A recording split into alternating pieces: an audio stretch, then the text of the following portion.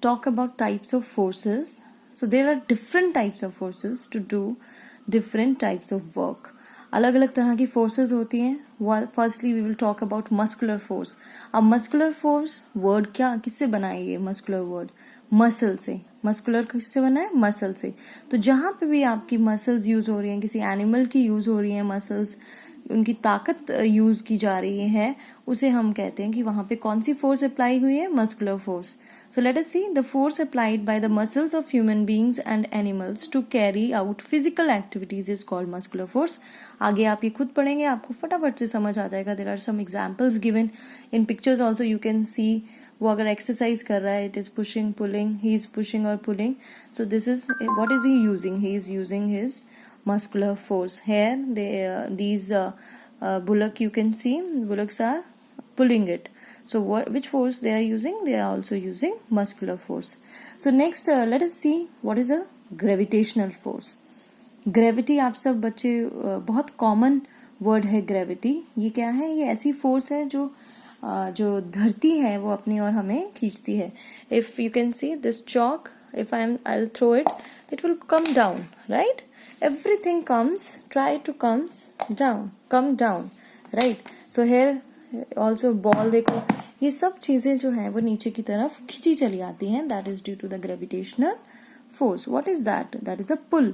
It's a pull of the earth on the objects towards the surface is called earth's gravity. तो कोई भी चीज जो ऊपर है वो नीचे आएगी. ग्रेविटी कहाँ पे कम हो जाती है? When you reach space. जब आप स्पेस में जाते हो, आपने देखा होगा एस्ट्रोनॉट्स जो हैं वो फ्लोट करते हैं एयर में. So that is about gravitational force. Next is magnetic force. आपने मैग्नेट तो आपका फेवरेट टॉय है, right? If you find anywhere magnet, you start playing with it and everybody has seen magnet. तो magnet में क्या है? अगर मैग्नेट क्या होता है, उसकी मैग्नेटिक फोर्स जो है वो लोहे से बनी हुई चीजें, आयरन से बनी हुई चीजों को अपनी ओर अट्रैक्ट करता है, राइट? It attracts that. तो that is the magnetic force. और ये मैग्नेटिक फोर्स आप बड़ी क्लासेस में पढ़ोगे.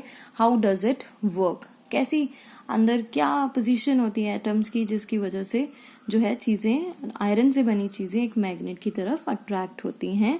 So the force which is applied by a magnet on iron object is called a magnetic force. Now let us talk about frictional force. This is also very important. आप school जाएंगे तो आप अपने science park में भी देखना, वहां पे फ्रिक्शन का एक मॉडल लगा हुआ है. तो फ्रिक्शनल फोर्स क्या है? ये एक रफनेस आप कह सकते हो, ठीक है? It opposes the motion of an object. कोई भी ऑब्जेक्ट है, अगर आप स्मूथ एरिया में आप चल रहे हो तो स्मूथ में आप कितनी जल्दी से स्लिप कर जाते हो. दैट मीन्स वहां पे क्या है? फ्रिक्शन बिल्कुल कम है. रिमेंबर, फ्रिक्शन ज्यादा होगी, खुरदरापन ज्यादा होगा. फोर्स जो है आपको ज्यादा अप्लाई करनी पड़ेगी मूवमेंट के लिए. लेकिन जहां फ्रिक्शन कम होगा वहां स्लिपरी होगा, स्मूथ एरिया होगा. सो आपने देखा होगा, have you ever notice that when you push a ball it stops rolling by itself. अब यहाँ एग्जाम्पल देख लो. अब मैं बॉल ये कर रही हूँ, पुश किया मैंने, तो ये यहाँ पर ये देखो ये खुद रुक गई, राइट? तो it stopped there. So what does that mean? कि कुछ तो है, राइट? कुछ तो है जो उसको स्टॉप कर रहा है. तो that is the friction of, आप बोल सकते हो बेड का फ्रिक्शन है, ये कुछ भी फ्रिक्शन है उसको रोक रहा है. सो frictional force slows down the moving object. खुरदरापन जो है आपने बहुत से एग्जाम्पल्स आप पढ़ोगे. आप देखो, आप वॉक करते हो, आप स्लिप नहीं होते हो.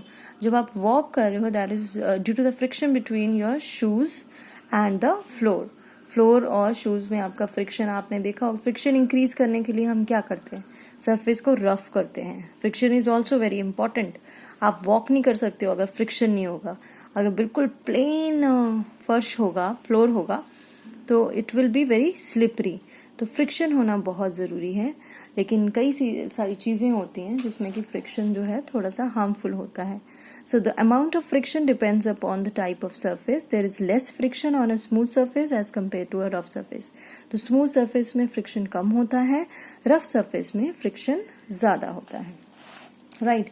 सो this is all about force, right? Types of forces we have studied and what force can do. So next will be our work. So बेटा वर्क का छोटा सा पैराग्राफ है, so let us finish it today.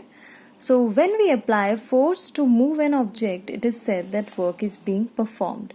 हम किसी भी object पे जब फोर्स करते हैं, जब चेंज होती है उसकी पोजीशन, तो हम कहते हैं कि yes work has been done. So when we pull a chair to sit, it is said that work is being performed. अगर हमने चेयर को पुल किया है, उसके ऊपर बैठ गए हम, ठीक है, उसकी पोजीशन चेंज कर दी है, that means work has been done. But when we try to push or pull a heavy object like a big cupboard or a bed and are not successful in doing so, it is said that no work is being performed. यहाँ very important देखो, आप ऐसे तो बोलोगे कि हाँ मैंने तो बहुत काम किया, आपको मम्मी ने कुछ काम दिया to push this box, right, बहुत हैवी बॉक्स है, उसको आप पुश कर रहे हो, तो आपको काम दिया, बट आप सक्सेसफुल नहीं हो पाए, तो आप बोलोगे मैंने तो काम किया था मम्मा, लेकिन मैं कर नहीं पाया. But in the language of science your work is zero. वहां पे वर्क क्या हो गया? जीरो. सेम अगर हम एक वॉल को हम पुश कर रहे हैं, उसको बहुत पुश कर रहे हैं, कितनी मेहनत कर रहे हैं, but it will not change its position and the work will be zero. No work will be done. So for work to be done, you need to change its position. जब तक उसकी फोर्स से position change नहीं होगी, work will not be considered as being done. So let's see, fill in the blanks. ये आपका homework दे रही हूँ मैं. Force can dash an object. Things fall on the ground due to dash force. When we move an object, dash is said to be done. Dash surface produces more friction. So I hope you would be able to do these filling the blanks. Do it in the book, right? So see you children. Bye bye.